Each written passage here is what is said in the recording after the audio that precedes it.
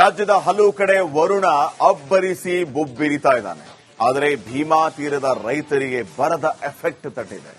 ಭೀಮೆಯ ಒಡಲು ಉಕ್ಕಿ ಹರಿತಾ ಇದ್ರು ಅನ್ನದಾತರು ಜಮೀನಿಗೆ ನೀರುಣಿಸೋದಕ್ಕೆ ಪರದಾಡ್ತಾ ಇದ್ದಾರೆ.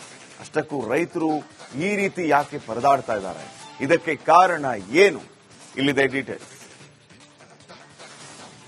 ಎಷ್ಟು ಮಂದಿನ ಬೇಕು ಹೇಳ? ಕಂಬ ಎತ್ತಬೇಕ, ಕಂಬ ಎತ್ತುವೆ, ತಾರ ಸುತ್ತಬೇಕ, ತಾರ ಸುತ್ತವೆ, ಅಲವಾಟ್ ಮಾಡಕ್ ನಾವು ರೆಡಿ. ನಮಗೆ ಲೈನ್ ಕ್ಲಿಯರ್ ಬೇಕು.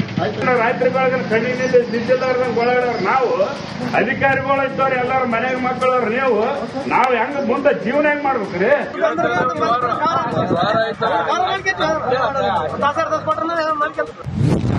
ಭೀಮಾ ತೀರದ ರೈತರಿಗೆ ಬರದ ಬಿಸಿ. ಸಮರ್ಪಕ ವಿದ್ಯುತ್ ಇಲ್ಲದೆ ತೊಂದರೆ.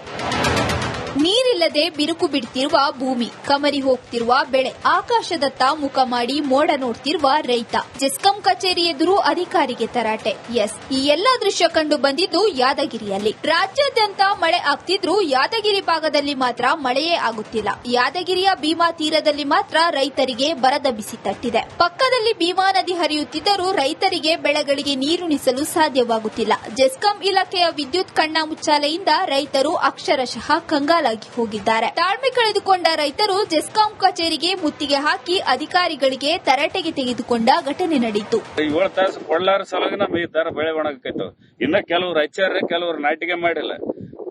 ಹೊರ ರಾಜ್ಯದಿಂದ ಆಲ್ರೆಡಿ ಲೇಬರ್ದವ್ರು ಬಂದಾರ. ಲೇಬರ್ದವ್ರು ಮನೆಗೆ ಕುಂತ್ಕೊಂಡ್ರೆ ಇನ್ನೇ ದಿನ ಕುಂದ್ರಂದ್ರೆ ನಾವು ಹೋಗ್ಬಿಡ್ತೀವಿ, ನೀವು ಹಚ್ಚಿಗಾರ ಬಿಡ್ರ ಅಂತ ಹೇಳ್ತಾರೆ. ಇವತ್ತು ಆಲ್ರೆಡಿ ಕೆಬಿಗೂ ಕೇಳಿದ್ರೆ, ಅಧಿಕಾರಿಗಳು ಕೇಳಿದ್ರೆ ಏನಂತಾರೆ, ಜೆ ಆಗಿರ್ಬೋದು, ಎಡಬ್ಲ್ಯೂ ಆಗಿರ್ಬೋದು, ಅವ್ರನ್ನ ಕೇಳಿದ್ರೆ ಏನ್ ಮಾಡಮ್ರಿ, ಗಾಳಿ ಅದ ಅಲ್ರಿ. ಗಾಳಿ ಇವತ್ತೇ ಹಾಕಿಲ್ರಿ, ಇದು ಇವತ್ತೆಲ್ಲಿಗೂ ಹೋಯ್ತು ಗಾಳಿ. ಇವತ್ತು ಗಾಳಿ ಇದ್ರನ್ನ ಕರೆಂಟ್ ಕೊಟ್ರ ಅಂದ್ರೆ ಹೋರಾಟ ಮಾಡಿದ್ರೆ ಅಷ್ಟೇ ಕರೆಂಟ್ ಬರ್ತದೆ, ಇಲ್ಲಾಂದ್ರೆ ಕರೆಂಟ್ ಬರೋದಿಲ್ಲ ಅಂತ. ಅನಧಿಕೃತ ಲೋಡ್ ಶೆಡ್ಡಿಂಗ್ನಿಂದ ರೈತರಿಗೆ ಸಮರ್ಪಕವಾಗಿ ವಿದ್ಯುತ್ ಪೂರೈಕೆ ಆಗ್ತಿಲ್ವಂತೆ. ರೈತರಿಗೆ ಸಿಗಬೇಕಾದ 7 ಗಂಟೆ ಕರೆಂಟ್ ಸರಿಯಾಗಿ ಸಿಗುತ್ತಿಲ್ಲ. ಇದರಿಂದ ರೈತರು ನಾಟಿ ಮಾಡಿರುವ ಬೆಳೆಯು ಒಣಗಿ ಭೂಮಿ ಬಿರುಕು ಬಿಡುತ್ತಿದೆ. ನಮಗೆ ಸರಿಯಾಗಿ ವಿದ್ಯುತ್ ಸೌಕರ್ಯ ಕೊಡಿ ಅಂತ ಅನ್ನದಾತರು ಆಕ್ರೋಶ ವ್ಯಕ್ತಪಡಿಸಿದ್ದಾರೆ. ಈ ಹೊಲ ಹಿಂಗ್ ಒಣಗಿದ್ರೆ ರೈತರು ಏನಾಗ್ಬೇಕ್ರಿ? ಇವ್ರು ಏನ್ ಮಾಡ್ತಾರೆ? ಗವರ್ಮೆಂಟ್ ಇವ್ರು ಏನ್ ಮಾಡ್ತಾರ? ಎಣ್ಣೆ ಕುಡಿದು ಸಾಯ್ಬೇಕು ರೈತರು. ನಾವ್ ರೈತರು ಈಡೇ ಮಾಡೋದು ಏನಂತಂದ್ರೆ, ನೀವು ಕರೆಕ್ಟ್ ಕ್ವಾಲಿಟಿ ಕರೆಂಟ್ ಕೊಟ್ರ ನಾವ್ಯಾದಕ್ ಹೋಗುತ್ತೀವಿ ಆಫೀಸ್ಗೆ? ನಿಮ್ ತಲೆ ನಾವ್ ರಾತ್ರಿ ಬೆಳತಾನೆ ಅದಕ್ಕೆ ಫೋನ್ ಮಾಡ್ತೀವಿ. ಕ್ವಾಲಿಟಿ ಕರೆಂಟ್ ಕೊಟ್ರೆ ನಾವ್ ಎದಕ್ ಹೋಗ್ತೀವಿ? ನೀವು ರೈತ ನಾವ್ ಕೆಲಸ ಬಿಟ್ಟು ನೀವು ಆಫೀಸ್ಗೆ. ಅವ್ರು ರಾಜಕೀಯ ಮಂದಿ ತಿರ್ಗಾಡ್ತಾರೆ, ನಾವ್ಯಾದಕ್ ತಿರ್ಗಾಡವ್ರಿ? ಒಟ್ನಲ್ಲಿ ಮಳೆ ಕೊರತೆ ಹಾಗೂ ಅನಧಿಕೃತ ಲೋಡ್ ಶೆಡ್ಡಿಂಗ್ನಿಂದ ಯಾದಗಿರಿಯ ರೈತರ ಬದುಕು ಬರ್ಬಾದ್ ಆಗೋಗಿದೆ. ಪಕ್ಕದಲ್ಲೇ ಭೀಮಾ ನದಿ ಹರಿಯುತ್ತಿದ್ದರೂ ಜಮೀನಿಗೆ ನೀರುಣಿಸಲಾಗದ ಸಂದಿಗ್ಧತೆಯ ಸ್ಥಿತಿಯಲ್ಲಿ ಅನ್ನದಾತರಿದ್ದಾರೆ. ಕೂಡಲೇ ಸರ್ಕಾರ ರೈತರಿಗೆ ಸಮರ್ಪಕ ವಿದ್ಯುತ್ ನೀಡಬೇಕಿದೆ. ನಾಗರಾಜ ಮಗದುಮ್ಮ, ರಿಪಬ್ಲಿಕ್ ಕನ್ನಡ, ಯಾದಗಿರಿ. ರಾಜ್ಯದ ಹಲವು ಕಡೆ ವರುಣ ಅಬ್ಬರಿಸಿ ಬೊಬ್ಬಿರಿತಾ ಇದ್ದಾನೆ. ಆದರೆ ಭೀಮಾ ತೀರದ ರೈತರಿಗೆ ಬರದ ಎಫೆಕ್ಟ್ ತಟ್ಟಿದೆ. ಭೀಮೆಯ ಒಡಲು ಉಕ್ಕಿ ಹರಿತಾ ಇದ್ರು ಅನ್ನದಾತರು ಜಮೀನಿಗೆ ನೀರುಣಿಸೋದಕ್ಕೆ ಪರದಾಡ್ತಾ ಇದ್ದಾರೆ. ಅಷ್ಟಕ್ಕೂ ರೈತರು ಈ ರೀತಿ ಯಾಕೆ ಪರದಾಡ್ತಾ ಇದ್ದಾರೆ?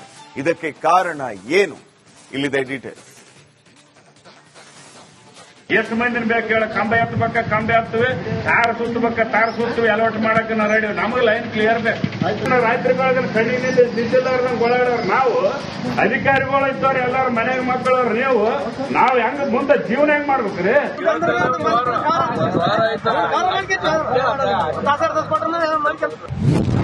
ಭೀಮಾ ತೀರದ ರೈತರಿಗೆ ಬರದ ಬಿಸಿ.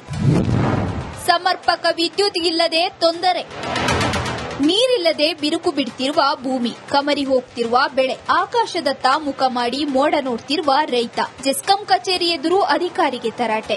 ಎಸ್, ಈ ಎಲ್ಲಾ ದೃಶ್ಯ ಕಂಡು ಬಂದಿದ್ದು ಯಾದಗಿರಿಯಲ್ಲಿ. ರಾಜ್ಯಾದ್ಯಂತ ಮಳೆ ಆಗ್ತಿದ್ರು ಯಾದಗಿರಿ ಭಾಗದಲ್ಲಿ ಮಾತ್ರ ಮಳೆಯೇ ಆಗುತ್ತಿಲ್ಲ. ಯಾದಗಿರಿಯ ಭೀಮಾ ತೀರದಲ್ಲಿ ಮಾತ್ರ ರೈತರಿಗೆ ಬರದ ಬಿಸಿ ತಟ್ಟಿದೆ. ಪಕ್ಕದಲ್ಲಿ ಭೀಮಾ ನದಿ ಹರಿಯುತ್ತಿದ್ದರೂ ರೈತರಿಗೆ ಬೆಳೆಗಳಿಗೆ ನೀರುಣಿಸಲು ಸಾಧ್ಯವಾಗುತ್ತಿಲ್ಲ.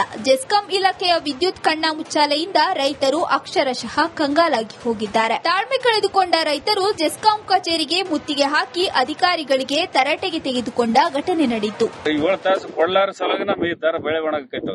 ಇನ್ನ ಕೆಲವರು ಹಚ್ಚಾರ, ಕೆಲವರು ನಾಟಿಗೆ ಮಾಡಿಲ್ಲ.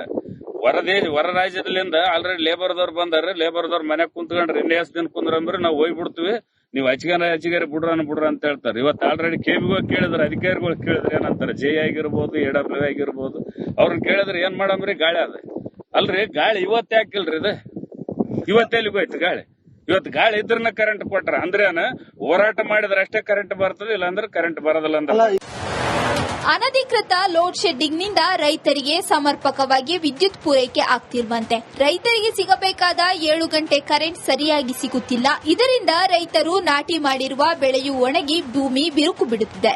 ನಮಗೆ ಸರಿಯಾಗಿ ವಿದ್ಯುತ್ ಸೌಕರ್ಯ ಕೊಡಿ ಅಂತ ಅನ್ನದಾತರು ಆಕ್ರೋಶ ವ್ಯಕ್ತಪಡಿಸಿದ್ದಾರೆ. ಈ ಹೊಲ ಹಿಂಗ್ ಒಣಗಿದ್ರೆ ರೈತರು ಏನಾಗ್ಬೇಕ್ರಿ? ಇವ್ರು ಏನ್ ಮಾಡ್ತಾರ್ರಿ ಗೌರ್ಮೆಂಟ್? ಇವ್ರು ಏನ್ ಮಾಡ್ತಾರ? ಎಣ್ಣೆ ಕುಡಿದು ಸಾಯ್ಬೇಕು ರೈತರು. ನಾವ್ ರೈತರು ಈಡೇ ಮಾಡೋದು ಏನಂತಂದ್ರೆ ನೀವು ಕರೆಕ್ಟ್ ಕ್ವಾಲಿಟಿ ಕರೆಂಟ್ ಕೊಟ್ರ ನಾವ್ಯಾದಕ್ ಹೋಗುತ್ತೀವಿ ಆಫೀಸ್ಗೆ? ನಿಮ್ ತಲೆ ನಾವ್ ರಾತ್ರಿ ಬೆಳತಾನೆ ಅದಕ್ಕೆ ಫೋನ್ ಮಾಡ್ತೀವಿ. ಕ್ವಾಲಿಟಿ ಕರೆಂಟ್ ಕೊಟ್ರೆ ನಾವ್ ಎದಕ್ ಹೋಗ್ತೀವಿ? ನೀವು ರೈತ ನಾವ್ ಕೆಲಸ ಬಿಟ್ಟು ನೀವು ಆಫೀಸ್ಗೆ ಅವ್ರು ರಾಜಕೀಯ ಮಂದಿ ತಿರ್ಗಾಡ್ತಾರ, ನಾವ್ಯಾದಕ್ ತಿರ್ಗಾಡವ್ರಿ? ಒಟ್ನಲ್ಲಿ ಮಳೆ ಕೊರತೆ ಹಾಗೂ ಅನಧಿಕೃತ ಲೋಡ್ ಶೆಡ್ಡಿಂಗ್ ನಿಂದ ಯಾದಗಿರಿಯ ರೈತರ ಬದುಕು ಬರ್ಬಾದ್ ಆಗೋಗಿದೆ. ಪಕ್ಕದಲ್ಲೇ ಭೀಮಾ ನದಿ ಹರಿಯುತ್ತಿದ್ದರೂ ಜಮೀನಿಗೆ ನೀರುಣಿಸಲಾಗದ ಸಂದಿಗ್ಧತೆಯ ಸ್ಥಿತಿಯಲ್ಲಿ ಅನ್ನದಾತರಿದ್ದಾರೆ. ಕೂಡಲೇ ಸರ್ಕಾರ ರೈತರಿಗೆ ಸಮರ್ಪಕ ವಿದ್ಯುತ್ ನೀಡಬೇಕಿದೆ. ನಾಗರಾಜ ಮಗದುಮ್ಮ, ರಿಪಬ್ಲಿಕ್ ಕನ್ನಡ, ಯಾದಗಿರಿ. ರಾಜ್ಯದ ಹಲವು ಕಡೆ ವರುಣ ಅಬ್ಬರಿಸಿ ಬೊಬ್ಬಿರಿತಾ ಇದ್ದಾನೆ. ಆದರೆ ಭೀಮಾ ತೀರದ ರೈತರಿಗೆ ಬರದ ಎಫೆಕ್ಟ್ ತಟ್ಟಿದೆ. ಭೀಮೆಯ ಒಡಲು ಉಕ್ಕಿ ಹರಿತಾ ಇದ್ರು ಅನ್ನದಾತರು ಜಮೀನಿಗೆ ನೀರುಣಿಸೋದಕ್ಕೆ ಪರದಾಡ್ತಾ ಇದ್ದಾರೆ. ಅಷ್ಟಕ್ಕೂ ರೈತರು ಈ ರೀತಿ ಯಾಕೆ ಪರದಾಡ್ತಾ ಇದ್ದಾರೆ? ಇದಕ್ಕೆ ಕಾರಣ ಏನು? ಇಲ್ಲಿದೆ ಡೀಟೇಲ್ಸ್. ಎಷ್ಟು ಮಂದಿನ ಬೇಕು ಹೇಳ? ಕಂಬ ಎತ್ತಬೇಕ, ಕಂಬ ಎತ್ತುವೆ, ತಾರ ಸುತ್ತಬೇಕ, ತಾರ ಸುತ್ತುವೆ, ಅಲವಾಟ್ ಮಾಡಕ್ಕೆ ನಾವು ರೆಡಿ. ನಮಗೆ ಲೈನ್ ಕ್ಲಿಯರ್ ಬೇಕು. ರಾತ್ರಿ ಬೆಳಗ್ಗೆ ಕಣ್ಣಿನಿಂದ ನಿಂತಿದ್ದವ್ರಂಗೆ ಓಡಾಡೋರು ನಾವು, ಅಧಿಕಾರಿಗಳು ಇದ್ದವ್ರು ಎಲ್ಲಾರು ಮನೆಗೆ ಮಕ್ಕಳವ್ರು ನೀವು. ನಾವು ಹೆಂಗ ಮುಂದೆ ಜೀವನ ಹೆಂಗ್ ಮಾಡ್ಬೇಕ್ರಿ?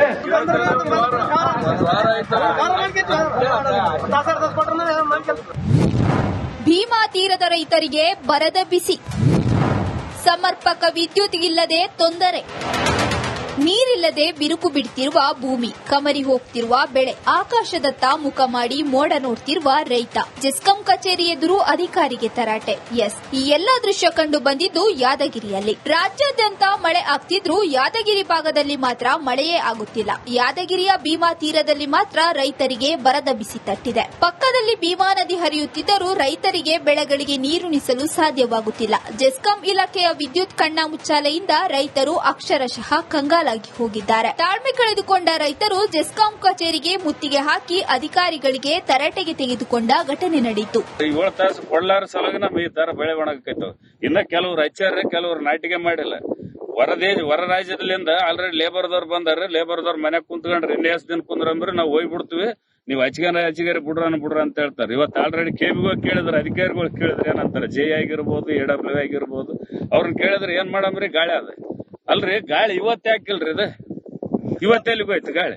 ಇವತ್ತು ಗಾಳಿ ಇದ್ರನ್ನ ಕರೆಂಟ್ ಕೊಟ್ರ ಅಂದ್ರೇನ ಹೋರಾಟ ಮಾಡಿದ್ರೆ ಅಷ್ಟೇ ಕರೆಂಟ್ ಬರ್ತದೆ ಇಲ್ಲಾಂದ್ರೆ ಕರೆಂಟ್ ಬರೋದಿಲ್ಲ ಅಂತ. ಅನಧಿಕೃತ ಲೋಡ್ ಶೆಡ್ಡಿಂಗ್ ನಿಂದ ರೈತರಿಗೆ ಸಮರ್ಪಕವಾಗಿ ವಿದ್ಯುತ್ ಪೂರೈಕೆ ಆಗ್ತಿರುವಂತೆ ರೈತರಿಗೆ ಸಿಗಬೇಕಾದ 7 ಗಂಟೆ ಕರೆಂಟ್ ಸರಿಯಾಗಿ ಸಿಗುತ್ತಿಲ್ಲ. ಇದರಿಂದ ರೈತರು ನಾಟಿ ಮಾಡಿರುವ ಬೆಳೆಯು ಒಣಗಿ ಭೂಮಿ ಬಿರುಕು ಬಿಡುತ್ತಿದೆ.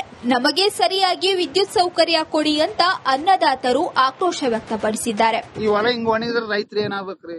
ಇವ್ರು ಏನ್ ಮಾಡ್ತಾರ್ರಿ ಗೌರ್ಮೆಂಟ್? ಇವ್ರು ಏನ್ ಮಾಡ್ತಾರ? ಎಣ್ಣೆ ಕುಡಿದು ಸಾಯ್ಬೇಕು ರೈತರು. ನಾವ್ ರೈತರು ಈಡೇ ಮಾಡೋದು ಏನಂತಂದ್ರೆ ನೀವು ಕರೆಕ್ಟ್ ಕ್ವಾಲಿಟಿ ಕರೆಂಟ್ ಕೊಟ್ರ ನಾವ್ಯಾದಕ್ ಹೋಗುತ್ತೀವಿ ಆಫೀಸ್ಗೆ? ನಿಮ್ ತಲೆ ನಾವ್ ರಾತ್ರಿ ಬೆಳತಾನೆ ಅದಕ್ಕೆ ಫೋನ್ ಮಾಡ್ತೀವಿ. ಕ್ವಾಲಿಟಿ ಕರೆಂಟ್ ಕೊಟ್ರೆ ನಾವ್ ಎದಕ್ ಹೋಗ್ತೀವಿ? ನೀವು ರೈತ ನಾವ್ ಕೆಲಸ ಬಿಟ್ಟು ನೀವು ಆಫೀಸ್ಗೆ ಅವ್ರು ರಾಜಕೀಯ ಮಂದಿ ತಿರ್ಗಾಡ್ತಾರ, ನಾವ್ಯಾದಕ್ ತಿರ್ಗಾಡವ್ರಿ? ಒಟ್ನಲ್ಲಿ ಮಳೆ ಕೊರತೆ ಹಾಗೂ ಅನಧಿಕೃತ ಲೋಡ್ ಶೆಡ್ಡಿಂಗ್ ನಿಂದ ಯಾದಗಿರಿಯ ರೈತರ ಬದುಕು ಬರ್ಬಾದ್ ಆಗೋಗಿದೆ. ಪಕ್ಕದಲ್ಲೇ ಭೀಮಾ ನದಿ ಹರಿಯುತ್ತಿದ್ದರೂ ಜಮೀನಿಗೆ ನೀರುಣಿಸಲಾಗದ ಸಂದಿಗ್ಧತೆಯ ಸ್ಥಿತಿಯಲ್ಲಿ ಅನ್ನದಾತರಿದ್ದಾರೆ. ಕೂಡಲೇ ಸರ್ಕಾರ ರೈತರಿಗೆ ಸಮರ್ಪಕ ವಿದ್ಯುತ್ ನೀಡಬೇಕಿದೆ. ನಾಗರಾಜ ಮಗದುಮ್ಮ, ರಿಪಬ್ಲಿಕ್ ಕನ್ನಡ, ಯಾದಗಿರಿ.